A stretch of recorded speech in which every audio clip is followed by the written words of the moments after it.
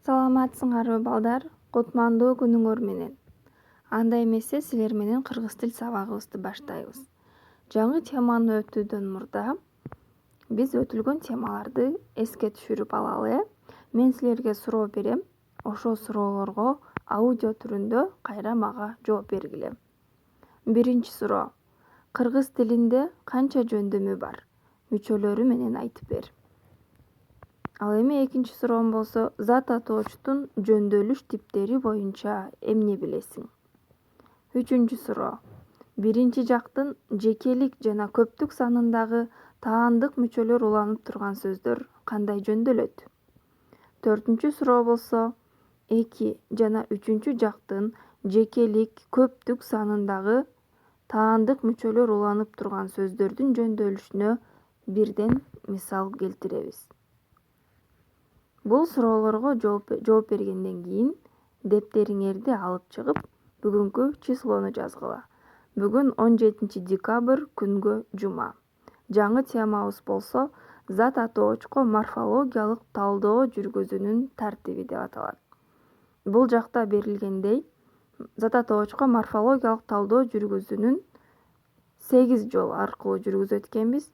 Биринчиси болсо, сүйлөмдөгү зат атооч сөздөрдү таап ажыратуу, суроолорду берүү. Экинчиси, зат атоочтун энчилүү же жалпы ат экендигин аныктоо. Үчүнчүсү, зат атоочтун жекелик жана көптүк санда турушу. Төртүнчүсү, зат атоочтун түзүлүшүнө карай бөлүнүшү. Бешинчиси, зат атоочтун уңгусу жана мүчөсү. Алтынчысы, мүчөнүн түрлөрү, сөз жасоочубу же сөз өзгөртүүчү мүчөбү. Ал эми жетинчиси болсо, зат атоочтун кандай сөз түркүмүнөн, кандай мүчөлөрдүн жардамы менен жасалгандыгын аныктоо.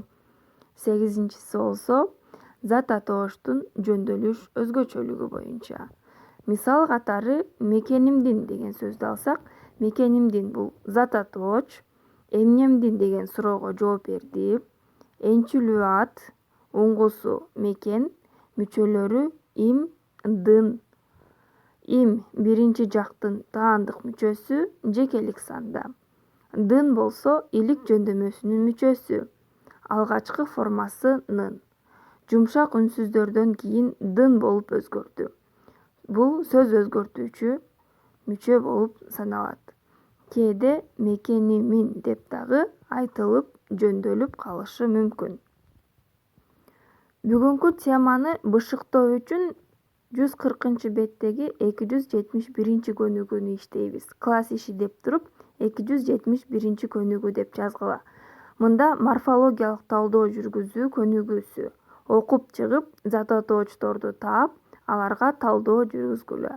Кыргызстандын талаалары деген теманы окуп туруп, талдоо жүргүзөт экенбиз. Ал эми үйгө тапшырма болсо 272 көнүгүү, 140 бет. Сабакка катышканыңарга рахмат. Саламатта калгыла.